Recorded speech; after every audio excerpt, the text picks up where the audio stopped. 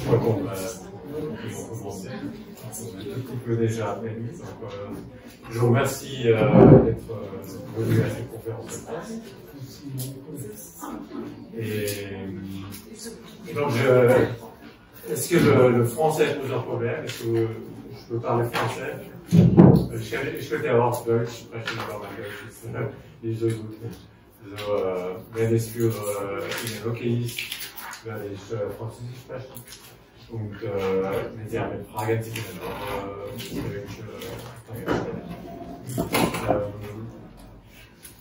Donc, je vais présenter trois choses aujourd'hui. C'est premièrement l'union, la création de l'union pour la nature et le paysage. Deuxièmement, il y a cette première action de cette union qui va être le référendum sur le Montalegre.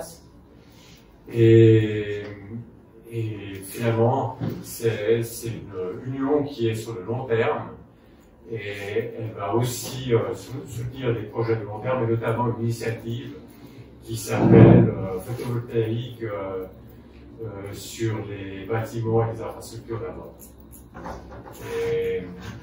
Alors je vais commencer par l'initiative. Cette initiative Photovoltaïque zuerst auf Gebäuden und Infrastrukturen. Là, vous voyez cette image qui est horrible. Et je crois que chacun peut reconnaître qu'il y a quelques années, on n'aurait pas imaginé quelque chose comme ça, disons, d'avoir des projets comme ça. Et bon, il y a eu cette votation en Valais, ça fait justement un mois maintenant, on est le 10 octobre, c'était le 10 septembre, et avec le peuple qui a donc refusé ce décret qui accélérait la procédure. Et durant cette votation, il y avait ce slogan que vous rappelez sûrement, c'est sur les toitures plutôt que dans la nature. Alors c'était un bon slogan pour cette votation, mais c'est aussi un slogan qui pousse à aller plus loin que simplement un décret du canton du Valais, parce qu'au fond, c'est ces règles qui disent non, on va mettre tous ces panneaux solaires dans la nature comme ça avant même d'avoir épuisé le potentiel qui est dans le domaine construit. Eh bien, ça, c'est des règles qui sont fixées au niveau fédéral par le Solar Express. Et donc, c'est pour ça qu'il faut aussi une réponse au niveau fédéral. Et donc, c'est l'idée de cette initiative qui est de dire, c'est une initiative très modérée. Elle ne dit pas, on ne veut jamais voir ça, on ne veut jamais voir cette image que vous voyez là, dans la réalité. Elle dit simplement, avant de faire ça, il faut mettre vos panneaux photovoltaïques sur les bâtiments et sur les infrastructures. Donc là, vous avez la même image en français, elle n'est pas plus belle. Donc pourquoi cette initiative? Il faut voir que le Solar Express donne 0 valeur au paysage.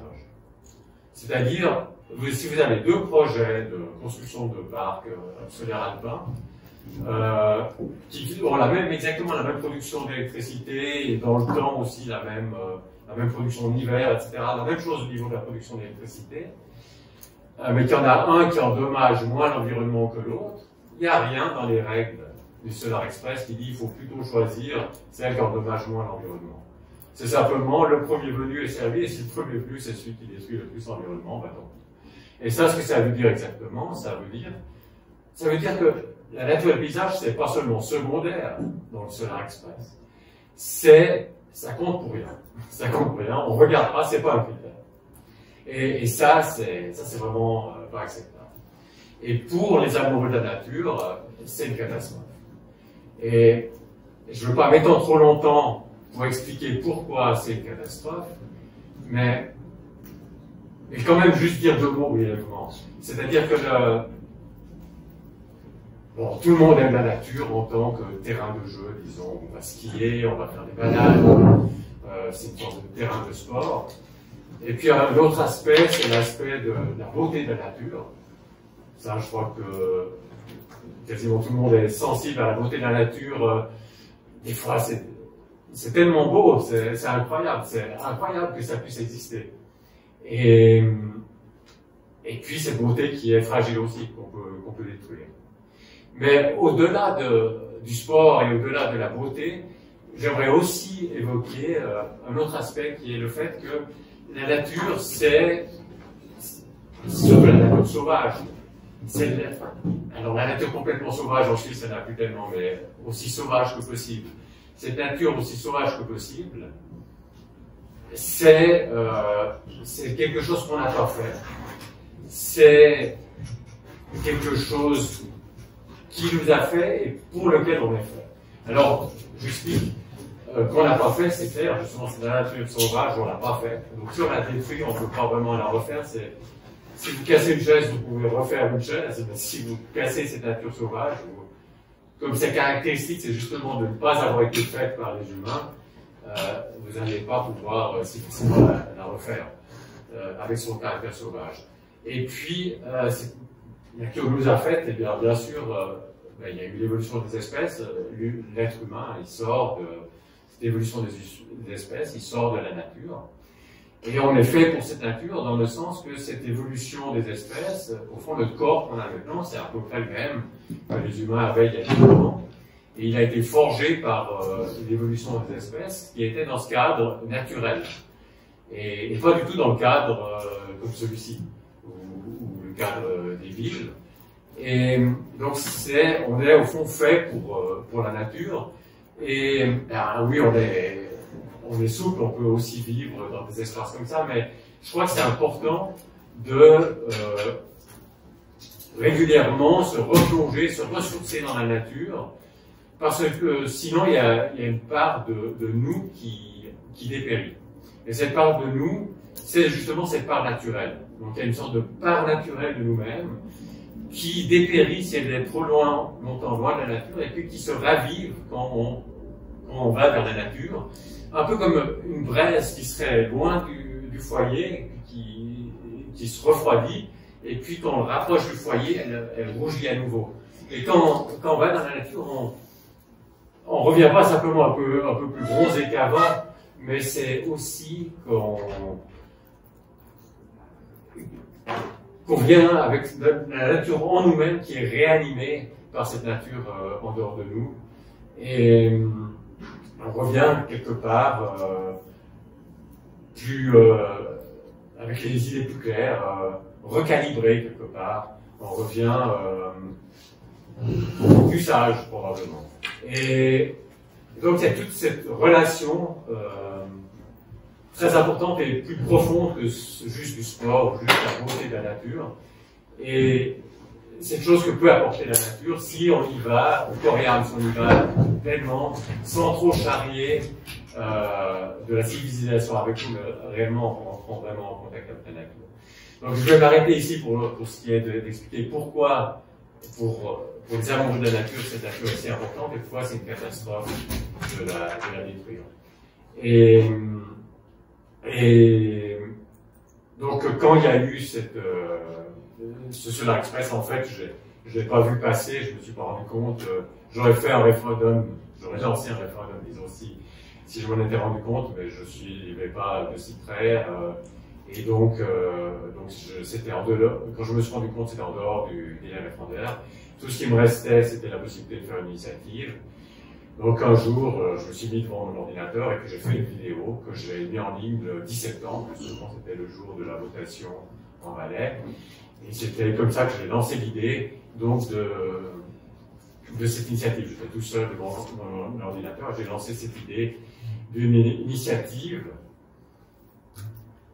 Et ensuite, je l'ai envoyé à des organisations, à des privés, et puis j'ai eu des retours.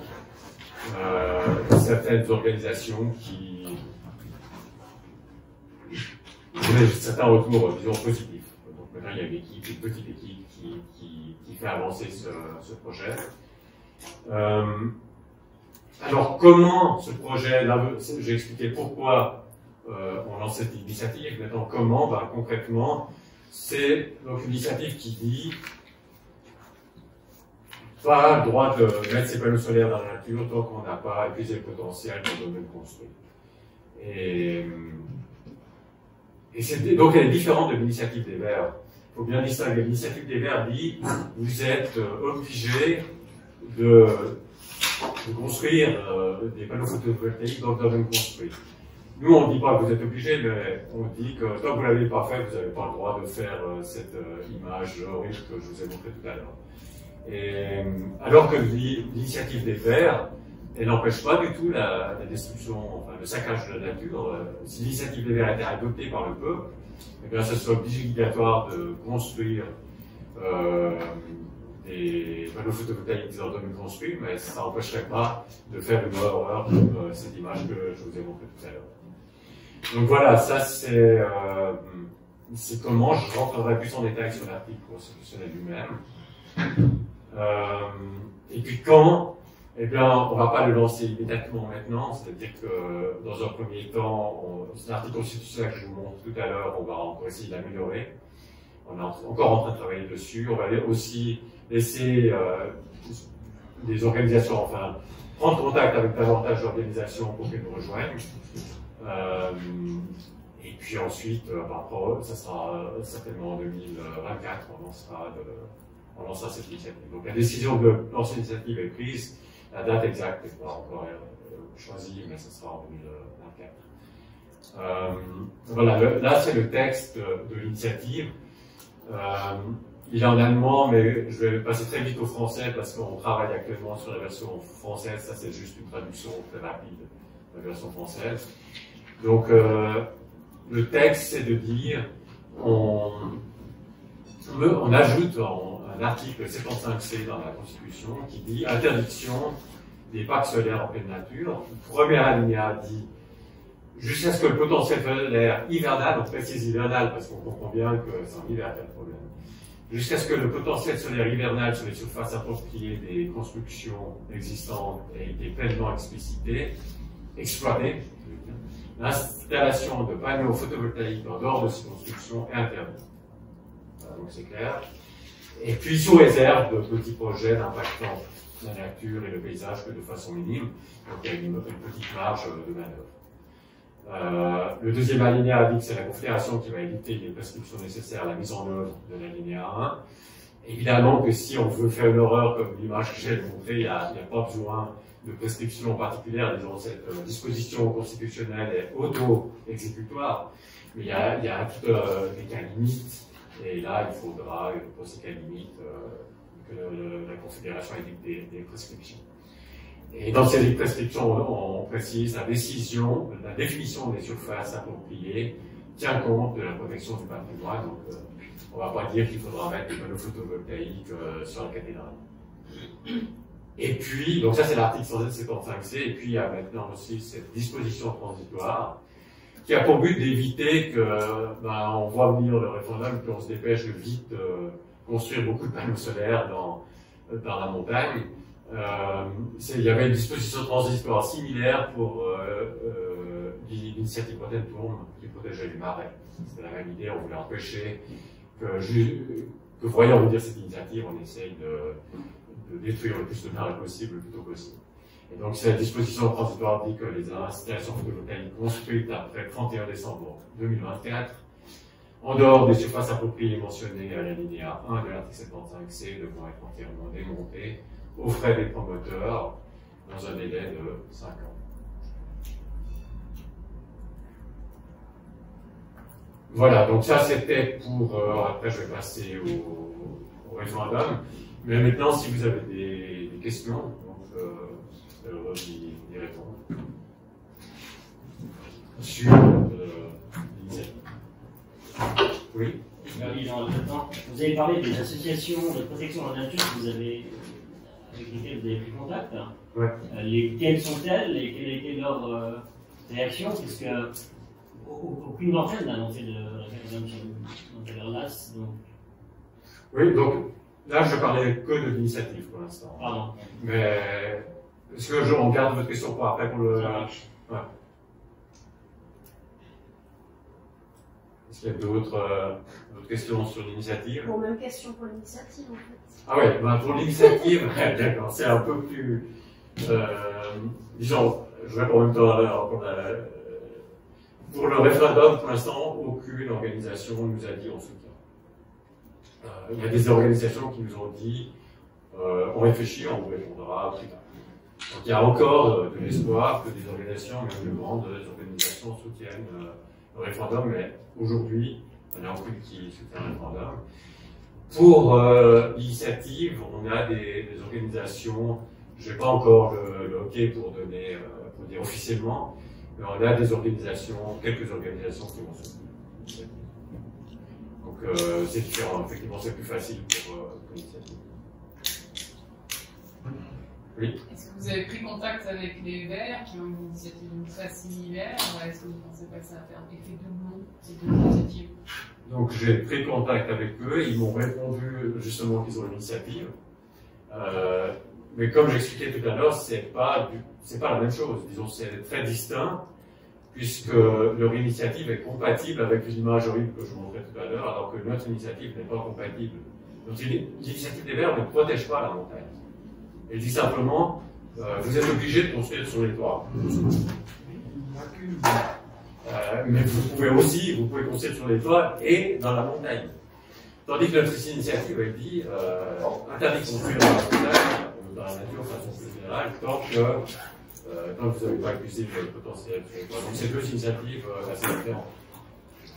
Complémentaires pour certains. Dans un sens, c'est complémentaire. Dans un autre côté, elles peuvent tenir toutes seules. Elles n'ont pas besoin de l'autre.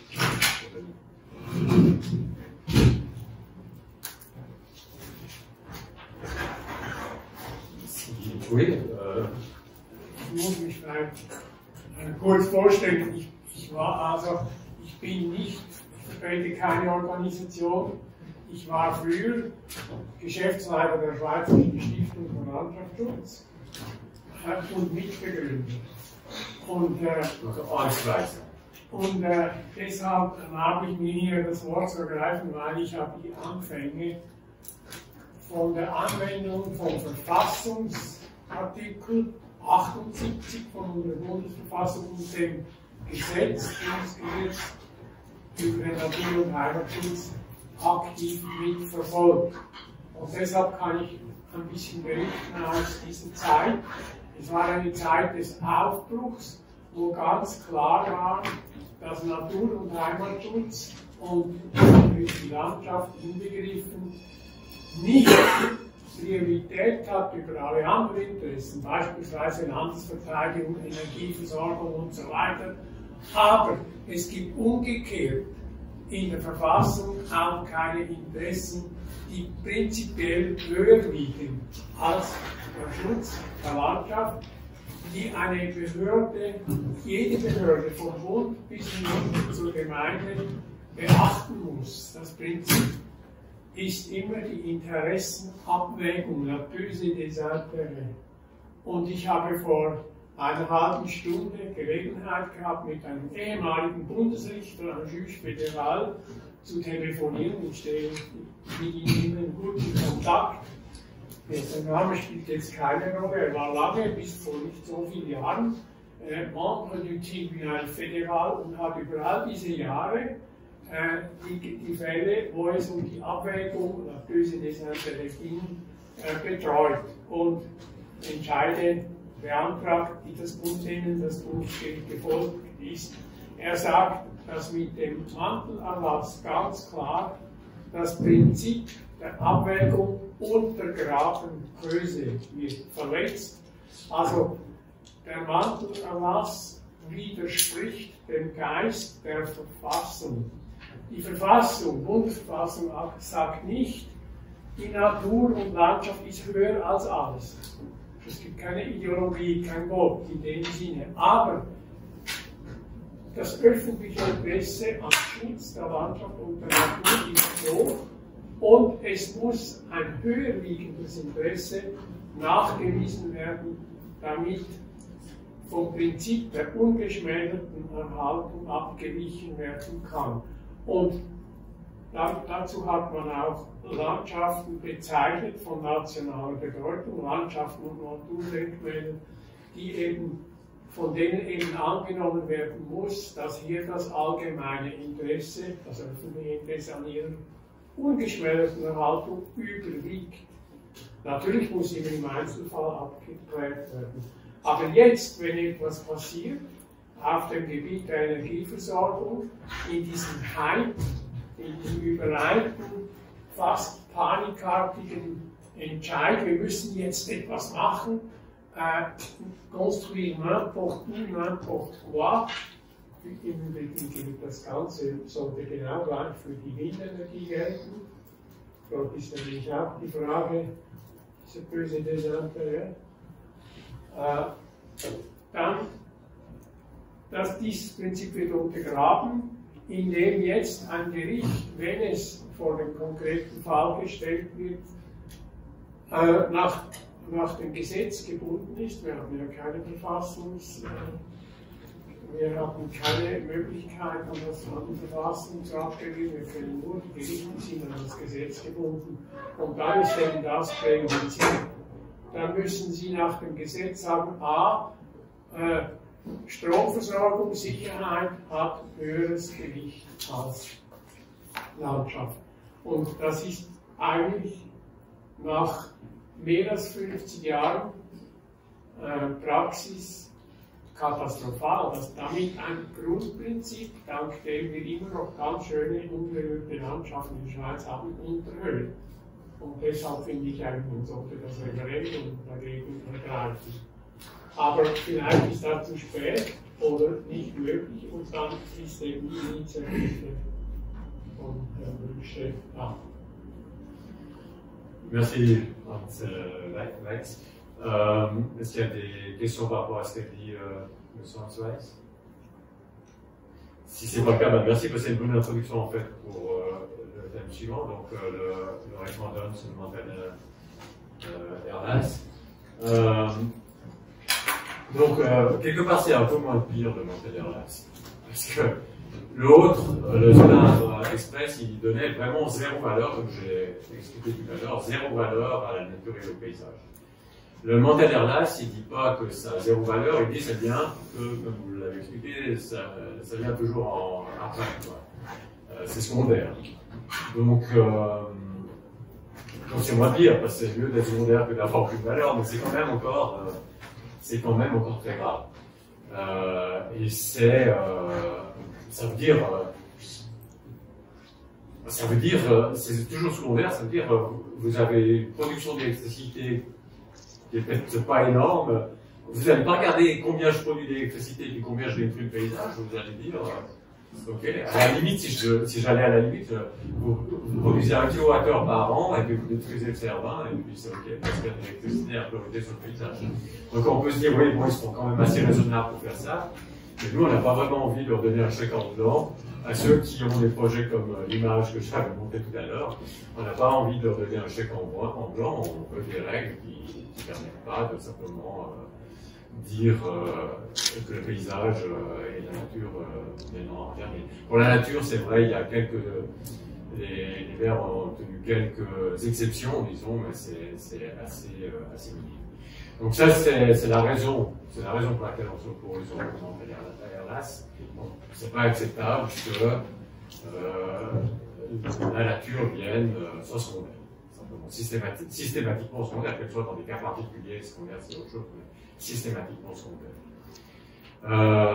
Et les organisations, les partis et les organisations qui soutiennent ça n'ont probablement pas mesuré l'ampleur, disons, de cette chose qui dit la nature et le paysage c'est secondaire. Et donc ils disent, ces organisations disent oui, on ne laissera pas aller plus loin, ça s'arrêtera là. Mais d'abord, c'est pas comme s'ils avaient pris le coup du doigt et qu'ils disent on ne prendra pas le droit. Ça a pris déjà, le cœur est déjà pris, donc ils ne réalisent pas à quel point beaucoup a été pris déjà et de dire ça n'ira pas plus loin, ça ne console qu'à moitié. Et deuxièmement, ils sont certainement un peu optimistes, ils croient qu'ils peuvent arrêter, alors qu'ils démontrent leur faiblesse en acceptant qu'on prenne de perdre autant de pouvoir de protéger la nature.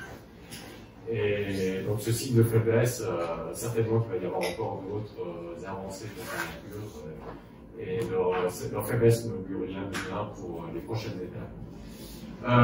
Ici, vous avez ça va peut-être dans le sens de ce que disait M. Wyss. Bundesrat Al-Gerösti, jetzt müssen die Gerichte keine Erwägung mehr vornehmen. Das Parlament hat die Erwägung vorgenommen. Das Stromproduktion kommt vor dem Naturschutz. Aber man könnte auch einmal sagen, wir beginnen effizient, sparsamer Energie zu nutzen. Nach einem Bericht des Bundesamtes für Energiewirtschaft gehen 20% oder bis 30% der kostbaren elektrischen Energie werden vergeudet, verschwendet, werden nicht soigneusement genutzt. Und solange wir diesen Zustand haben, ist es einfach, ich sag's, es ist nicht Wahnsinn, es ist verrückt, jetzt kostbare Landschaft, das ist unsere kostbarste, wichtigste Ressource in Mainz. Im Kauf der Landschaft und Natur, wir haben nicht mehr so viel davon, zu schützen und zu opfern für ein energetisches Lebensgericht. Ich sage für eine Energie, die wir anderswo ebenfalls gewinnen könnten, auf harmlosere Weise und auf durch bessere, effizientere, smartere Verwendung. Effectivement, ces kilowattheures qu'on produit dans la nature, on pourrait probablement les économiser, quoi, éviter de les consommer, ou les produire sur les toits, par exemple.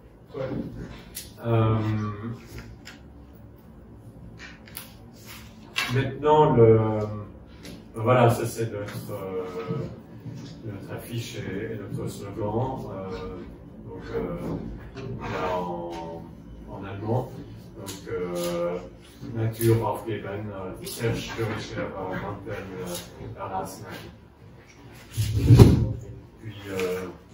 le même en français, renoncer à la protection de la nature, de l'effacement de l'Erlass, non. Donc, voilà notre affiche. Das Deutsche auch noch machen? Ja. Oui.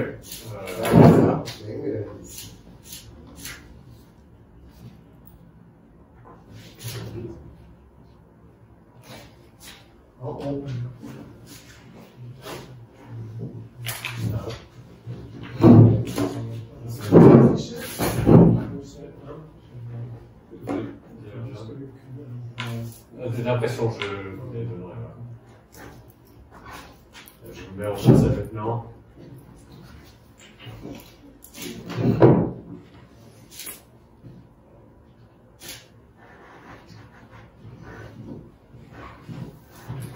Ok,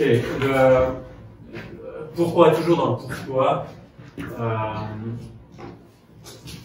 les organisations environnementales disent on va aussi essayer de se battre dans les projets concrets, mais vu que la loi dit que c'est secondaire l'environnement, ils ne vont pas vraiment pouvoir se battre dans les sujets concrets. Hallo, ist Rapporteur. Wenn das Gesetz einmal in Kraft ist, dann können Beschwerden von Schutzverbänden, dann sind diese nur noch limitiert überprüfbar. Also dann sind die Gerichte gebunden. Dann ist der Mist gefühlt, man muss jetzt handeln. Das ist ganz sicher.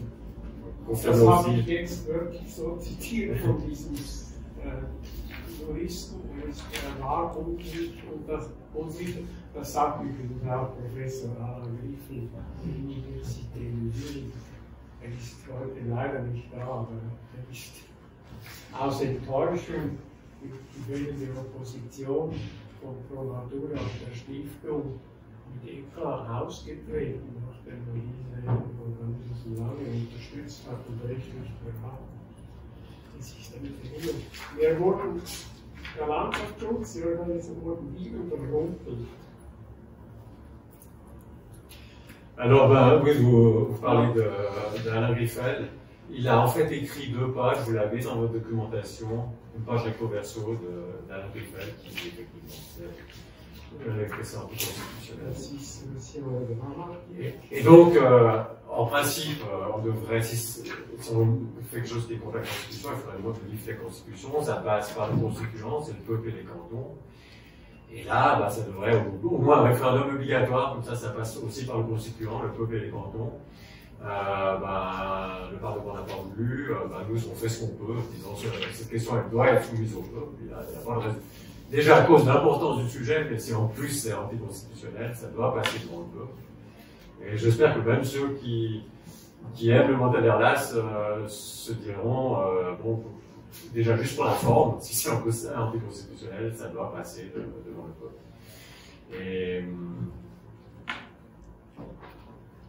Et donc nous on fait un référendum, ça sera juste le peuple, pas le peuple et les cantons comme ça devrait être pour le constituant, mais au moins ce sera le peuple. Alors maintenant il n'y a pas grand monde qui m'explique au niveau de pourquoi on fait ça, les gens comprennent pourquoi on fait ça. Alors, en général, c'est clair quand on dit la nature est toujours secondaire dans tous les cas. C'est évident, enfin c'est du bon sens élémentaire de voir qu'en fait il faut faire peser des intérêts comme on a toujours fait jusqu'à maintenant. Ce que les gens disent plutôt, c'est oui, c'est bien beau, mais en fait vous y arriverez pas. C'est pas possible. Alors, là je suis sur le scénario 2, je vais juste rater le scénario 1, voilà, je remets au scénario 1. Le scénario 1, c'est celui où il y a des organisations qui nous rejoignent. Donc pour l'instant, il n'y en a aucune qui nous a rejoint, mais il y en a qui disent qu'on prendra la décision plus tard. Donc on peut espérer que certaines, et notamment de grandes, nous rejoignent. Et à ce moment-là, c'est jouable de récolter ces signatures. Ça ne sera pas facile, mais ça sera jouable. Si on se trouve par contre dans le scénario 2, où il n'y a pas d'organisation qui nous soutient, alors on espère bien ne pas se trouver là, on a, comme je l'ai dit, des contacts, et puis il y a un effet au fond au bout de neige, parce qu'il y en a certaines qui nous disent, nous on veut bien y aller, mais à condition de ne pas être seul. Donc il faut qu'il y en ait d'autres qui y soient. Donc s'il y en a une grande qui se lance, ou s'il y a plusieurs petites qui... ça va tout de suite encourager d'autres. Donc il peut y avoir un effet boule de neige. Mais il ne faut pas négliger, sous-estimer les difficultés, parce qu'il y a aussi... Enfin, on voit qu'il y a un consensus, c'est étrange à quel point il y a un consensus au Parlement, on sort du Parlement. Les parlementaires discutant entre eux, à la limite, ils arrivent à un consensus, mais aussi dans les organisations environnementales, pas toutes, mais beaucoup quand même, il y a un consensus qui semble assez forcé en fait.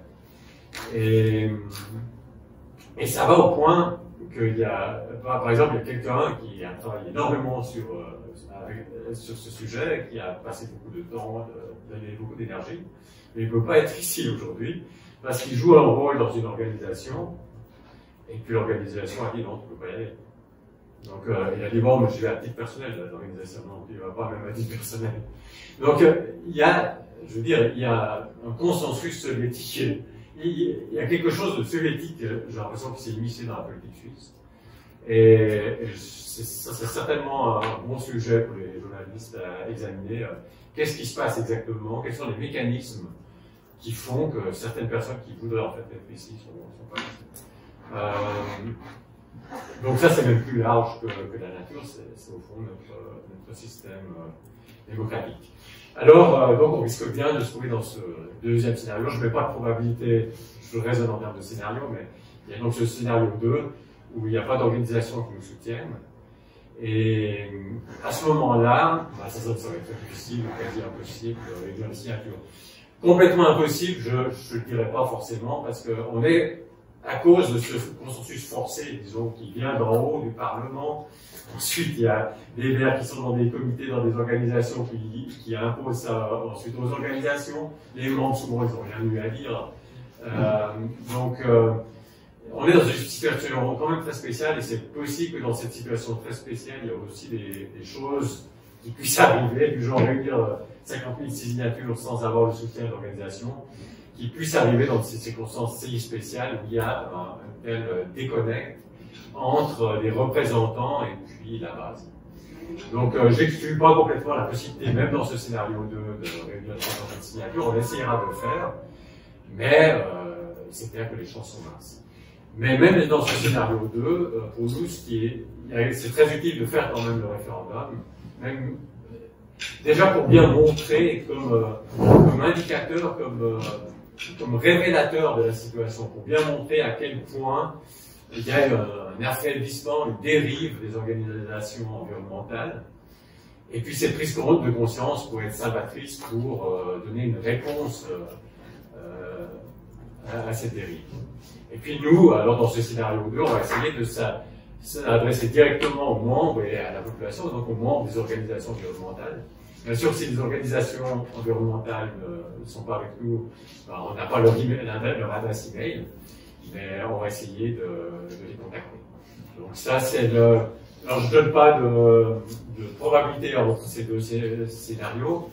Ce que je dis, c'est qu'on fait notre maximum pour réunir, pour être dans le scénario 1, c'est-à-dire comme il y en a pas mal il y en a plusieurs qui disent nous on est prêts à aller, si d'autres y vont aussi.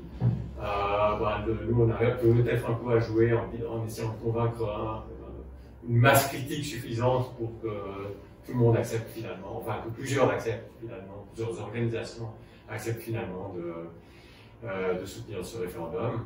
Et puis si on n'y arrive pas, il y a quand même des choses importantes à faire, essayer quand même de récolter les signatures et puis surtout révéler, utiliser l'occasion pour révéler la situation de ces organisations environnementales qui acceptent que la nature soit saccagée.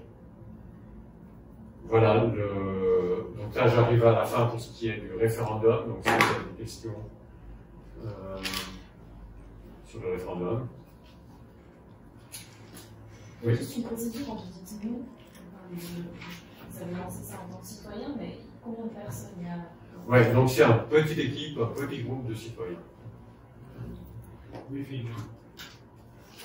Je dirais, il y en a qui sont plus, c'est dur à dire exactement le chiffre parce qu'il y en a qui sont de loin, qui aident, qui disent moi j'ai mon réseau, je peux aider, juste le réseau. Il y en a qui sont à fond pour faire le site, qui travaillent, qui ont passé la nuit en fait, la dernière nuit à finir le site avant cette conférence. Donc il y a des niveaux d'engagement différents. Mais disons, c'est une petite équipe, disons 5 personnes, quelque chose comme ça. Un peu plus si on compte aussi ceux qui s'engagent de façon plus lointaine. Voilà. Donc c'est des citoyens, c'est pas des organisations. Oui. Vous dites que vous attendez que les grandes ONG de protection de la nature vous soutiennent, mais donc Pronatura, WWF, BirdLife, ils ont déjà annoncé ils ne vont pas revenir sur ça. C'est quelles organisations un espoir qu'on a, c'est la Fondation France Vert. C'est une organisation indépendante, par opposition à d'autres organisations qui ont justement des politiciens dans leur comité. Alors, ils ont des politiciens pour que ces parlementaires aillent au Parlement à faire du lobbying en faveur de ce que ces organisations défendent. Mais le lobbying, ici, il risque de se faire aussi en sens contraire, c'est-à-dire c'est plutôt les politiciens qui font du lobbying sur les organisations. Et justement, la Fondation France Vert, elle n'est pas dans cette situation. Donc elle est indépendante, elle va moins se faire capturer par, moins de risque de se faire capturer par les parlementaires notamment. Et donc on espère que la Fondation France Vert nous soutiendra. Pour l'instant, ils n'ont pas pris la décision, on a des contacts, c'est des bons contacts, mais ils n'ont pas pris de décision. Ça, c'est un exemple de notre organisation.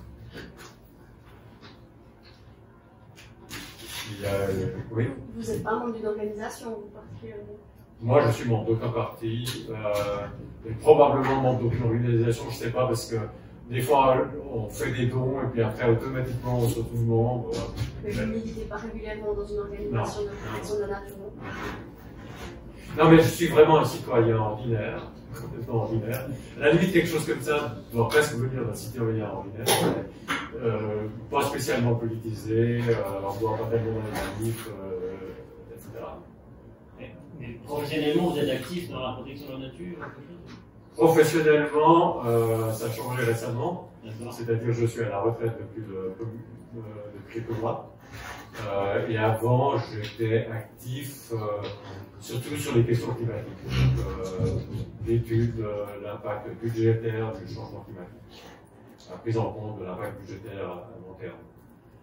Donc plutôt question climatique. Et donc, un canton ou une administration publique ou... Je travaillais à l'administration fédérale. D'accord. J'ai 65 ans récemment et je suis à la retraite. Oui. Quel est le profil des autres membres de votre petit groupe? C'est plutôt des gens qui sont dans des organisations. Je suis un peu. Mais souvent, justement, parce qu'ils sont dans des organisations, ils ont plus de difficultés à s'exprimer. Mais c'est des militants qui ont des fonctions dans des organisations, pas des fonctions importantes, mais des militants. Est-ce qu'il y a encore une question? Est-ce que vous voulez faire une remarque? Vous avez déjà Idee schon so? Also, der Schutz von Landschaft und Natur, Ökosystemen im modernen Ausdruck war immer eine Sache der privaten Initiativen. C'était toujours lancé par des activités des privés, des personnes engagées. Et ça a commencé toujours mit kleinen Zeichen, die alle bewundern. So ist auch übrigens die Initiative damals entstanden, die den Verfassungsartikel 1962, de notre Constitution, l'article 78, sur la protection de la nature et du paysage et du patrimoine en général,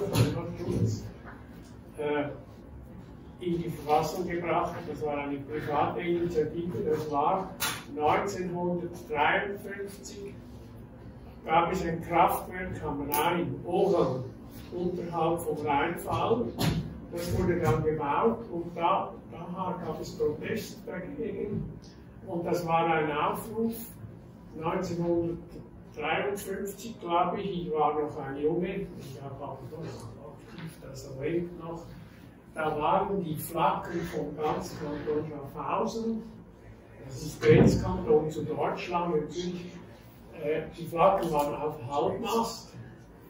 Es kamen etwa 2.000, 3.000 Leute aus der ganzen Schweiz, damals war das mehr als heute, und die waren alle schwarz angekleidet. Weil der Bund hat die Konzession durch den Kanton Zürich erlaubt, Grenzkraftwerk zu Deutschland, dass man den Rhein stauen darf. Der Rheinfall in der Reste blieb intakt, aber der Fluss avec so war eingestaut. Und nachher hat man gesagt, das kann es nicht sein, jetzt lancieren wir eine Initiative. Und diese Initiative wurde 1962 von allen Kantonen, auch von Wallis und von allen Kantonen und der großen Mehrheit, ich glaube 3/4 Mehrheit der Bevölkerung angenommen. Und dann kam wie immer, es geht sehr langsam, erst 1967 trat das Gesetz über die Protektion der Natur in Kraft. Aber es war eine private Initiative. Es waren immer kleine Gruppen und dann kamen immer mehr Leute auf die Augen und gesagt, ja, le paysage est une affaire de tous, c'est pas seulement une affaire qu'on peut laisser aux initiatives de l'économie des entrepreneurs ou des autorités locales qui sont souvent pas très neutrales. So war es. Alors, Und heute hoffentlich wieder. Exactement, c'est ce que j'allais dire, alors nous restons dans la tradition. Das ist derselbe Geist. Dans le même esprit, ouais. Oui, il y a une question, oui. Darf ich auch eine Frage stellen? Oui. Mich würde interessieren, in diesem Gesetz gibt es ja nicht nur die Möglichkeit, dass man alpine Solaranlagen einfacher bauen kann, sondern ganz viele andere Regelungen, zum Beispiel auch solche, welche eure Ziele, also über welche eure Ziele auch erreicht werden können, wie zum Beispiel eine minimale Abnahmevergütung auf der Basis von Gestehungskosten für kleine Anlagen auf Dächern. Es gibt auch Ziele und Maßnahmen, sogar Verpflichtungen für Effizienzmaßnahmen, also die Ziele bei 53% Reduktion des Stromverbrauchs, das haben Sie angesprochen, und damit einhergehend eben auch Verpflichtungen der Elektrizitätslieferanten, die eben auch Maßnahmen, Effizienzmaßnahmen umsetzen müssen, die werden dazu verpflichtet. Dann gibt es im Bereich smarte Netze, im Strom-VG ganz viele Regelungen, die ebenfalls dazu führen, dass weniger Kupfer verlegt wird und intelligentere Netze ausgebaut werden. Also alles in allem möchte ich eigentlich sagen, es gibt vielleicht 10, 12 Maßnahmen, die ebenfalls ihre Ziele, also auf ihre Ziele hin arbeiten oder mit denen man ihre Ziele erreichen können. Sind Sie sich bewusst, dass Sie wegen einem Aspekt in diesem Gesetz alle anderen auch ablehnen? Oui, vous dites un point, mais c'est un point absolument crucial. C'est-à-dire, si vous mettez dans la balance, la nature est toujours secondaire, on peut faire ce qu'on veut n'importe où, si c'est pour faire du solaire ou de l'éolien. À ce moment-là, c'est énorme, c'est 1 point sur 30, mais je veux dire, c'est un point qui convient plus que les autres. Je ne sais pas combien de temps, il compte plus que tous les autres points. Donc pour moi, en fait, quand il y a ça dans la balance, d'un côté, la nature, on peut la détruire, ça vient c'est secondaire. Une fois qu'il y a ça dans la balance, c'est difficile. Je ne vois pas ce qu'on peut mettre de l'autre côté pour faire peser dans l'autre sens. Donc à mon avis, il n'y a rien qu'on peut mettre de l'autre côté. Une fois qu'on a mis ça, il ne faut pas mettre ça il faut pas mettre la destruction de la nature dans la balance. Mais une fois qu'on a mis ça, à mon avis, il n'y a rien qu'on peut mettre de l'autre côté. Non, si je regarde ce qu'il y a de l'autre côté, vous avez cité des choses, mais il n'y a quand même pas grand-chose. Parce que, bon, on protège un peu les déchets résiduels, je veux bien, mais c'est un peu des cacahuètes quand même, par rapport à ce qu'on a perdu ici. Et puis, il y a des, ce que j'avais dit, les efficiences à ces compagnies électriques qui doivent promouvoir l'efficience, bon, ça reste très vague. Ils doivent promouvoir l'efficience, mais ça reste relativ Ich weiß nicht genau, warum wir diese Maßnahmen, die sind selbstverständlich zu unterstützen, wir alle. Ja, ich dafür, ich habe eben gesagt, das Potenzial muss auch hier ausgeschöpft werden, aber ich sehe nicht, warum diese Maßnahmen verhindert werden durch diese Initiativen. Wieso? Durch das Referendum werden alle neuen Regelungen abgelehnt und dann sind sie gestrichen. Dann lehnen sie das alles auch ab. Nicht die Initiative. Ich rede nicht über die Initiative, nur über den Machterlass. Wenn Sie das Gesetz ablehnen, lehnen Sie alles andere auch ab. Und das sind Maßnahmen, die Sie eigentlich wünschen. Die Maßnahmen werden im Interesse der Energieknappheit, die sowieso kommt, ohnehin ergriffen. Ja, en ce qui concerne ce que je dirais, c'est das ist ein Trend, der sowieso läuft. Die Landschaft geht einmal kaputt und dann ist sie es für immer. Aber diese Maßnahmen, die müssen sowieso kommen. Die kommen dann in Einzelmaßen. Und zum Teil sind sie schon heute.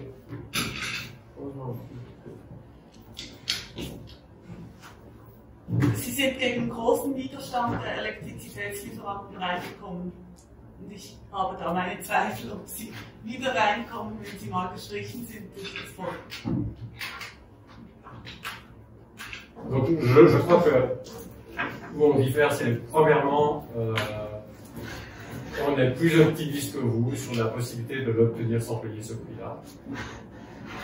Deuxièmement, j'ai l'impression que la destruction, enfin le saccage du paysage et de la nature, on lui a attribué plus de poids que vous lui attribuez, parce que c'est un poids très grand. Et d'autre part, les choses, oui, il y a des choses qui sont bien, je veux dire, mais c'est pas. Donc il y a des choses qui sont bien, elles sont.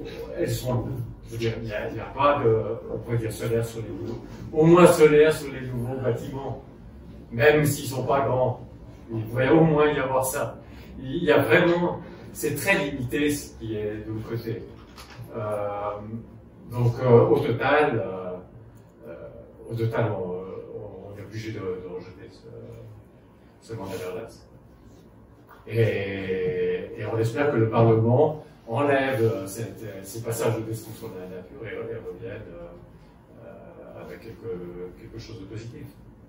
Bon, alors peut-être qu'il faudrait qu'on se mette ensemble pour lancer une initiative qui fait les choses bien, même en allant plus loin, parce que c'est insuffisant, en allant plus loin, mais sans la destruction de la nature. Können Sie mir in einfachen Worten erklären, wo denn für Sie der Unterschied ist zwischen Solar- und Windanlagen in den Bergen und der Verschandelung der Landschaft durch zum Beispiel touristische Infrastruktur wie Bergbahnen, Skigebiete, Skilifte und so weiter? Ben, c'est tout un potentiel en plus parce que y a des tas de zones en plus où il n'y a pas maintenant des pistes de ski. En plus, l'image que j'avais montrée tout au début est quand même un peu plus horrible que les télécabines. C'est pas que j'adore les télécabines, hein. Donc j'aime pas non plus, quand je fais une balade en montagne, j'essaie d'éviter les endroits où il y a des télécabines. Mais c'est simplement plus de la même chose, plus de pire en fait, pas de la même chose puisque c'est encore pire, plus, et alors qu'on a déjà beaucoup détruit, quoi. Il reste. Étant donné qu'on a déjà beaucoup détruit, ce serait bien de ne pas détruire ce reste. Ich darf auch noch kurz antworten. Ich habe mich jahrelang, wenn nicht Jahrzehnte, mit dem Impact-Touristik befasst. Natürlich da gibt es große Unterschiede und natürlich haben wir zum Teil gewaltige Eingriffe durch Tourismus, auch Straßen zum Beispiel, Parkplätze, Skipistenplanierung, das war ein Riesenthema, also dass man Gelände dem Skisport anpasst und dafür sogar die geschützte alpine Flora opfert.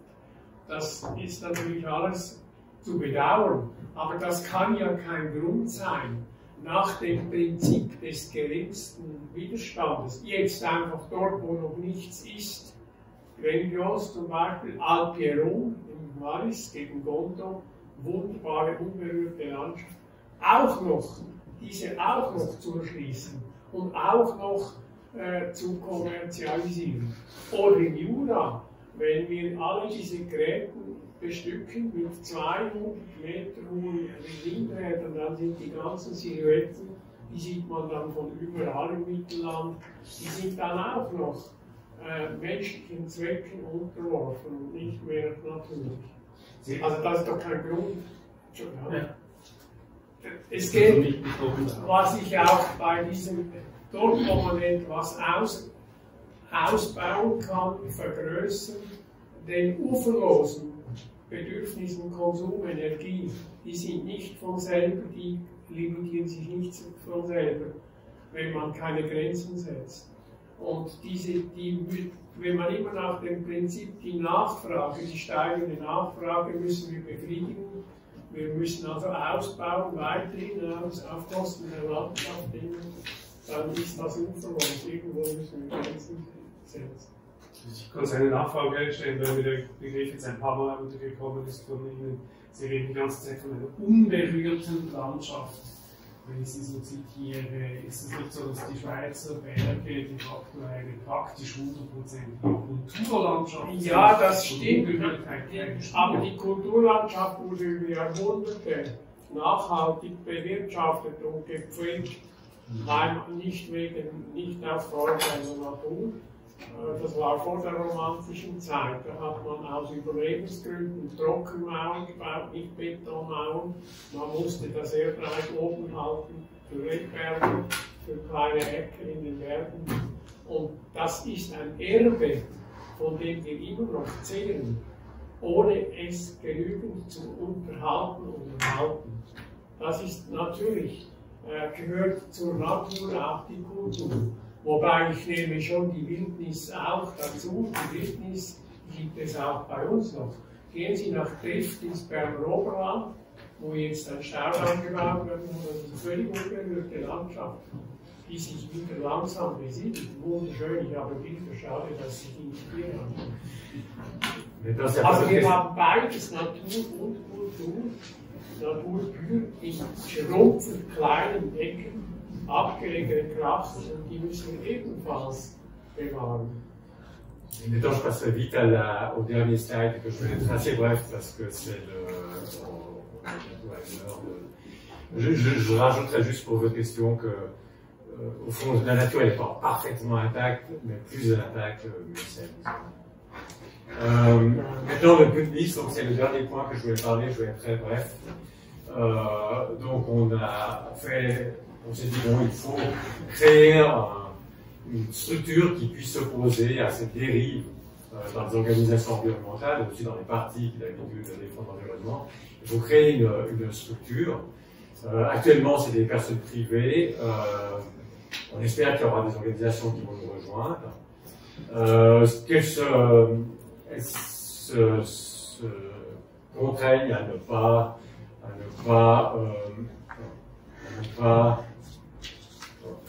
elles se contraignent à ne pas soutenir des projets qui détruisent la nature, et puis à ne pas soutenir des projets qui détruisent, non, pas soutenir des projets qui détruisent la nature et pas s'opposer à des projets qui protègent la nature.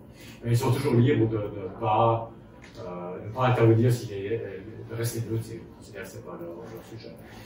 Donc voilà, pour l'instant, on est en train d'écrire les statuts, on attend que des nouvelles organisations viennent, enfin, on contacte des nouvelles organisations, et voilà, c'est la situation. Oui. Pardon, là-dessus, vous avez un lien avec Paysage Suisse ou pas du tout? S'il y a déjà une organisation de Paysage Suisse, non, non. avec elle, non, c'est bon. Bah, ça fait partie des. Oui, on les contacte, on est en contact étroit avec eux. Okay. Mais ils n'ont pas encore dit qu'ils n'ont pas encore décidé s'ils participent à ça. Et puis, les privés dont vous parlez pour votre association, ce sont les mêmes qui sont actifs dans le référendum. Ouais, au fond, tout ça, c'est une gestation qui va plutôt en même temps. D'accord. Pardon. On va faire une petite interview, je suis désolée. Deuxième étape. Une petite interview, je pense que j'ai une édition en ligne, si c'est possible. Ok. Vous aussi. Ok. Comment on fait? Est-ce qu'il y a des questions encore sur ce dernier point? Non, juste peut-être l'identité de monsieur, pardon, je n'ai pas compris, vous êtes. En Suisse, je vous laisse vous représenter. Ich habe es nicht verstanden. Votre identité. Identité. Mon nom, Oui. Ich heiße Hans Weiss comme blanc, Oui. et je viens du parti. J'ai étudié, je fais le génie civil avec l'Institut de Zurich, mais j'ai converti à la protection de la nature déjà il y a plus de 50 ans. J'étais directeur, le premier directeur de la Fondation Suisse pour l'aménagement et la protection du paysage. Merci. Qui a été fondé 1970. Merci.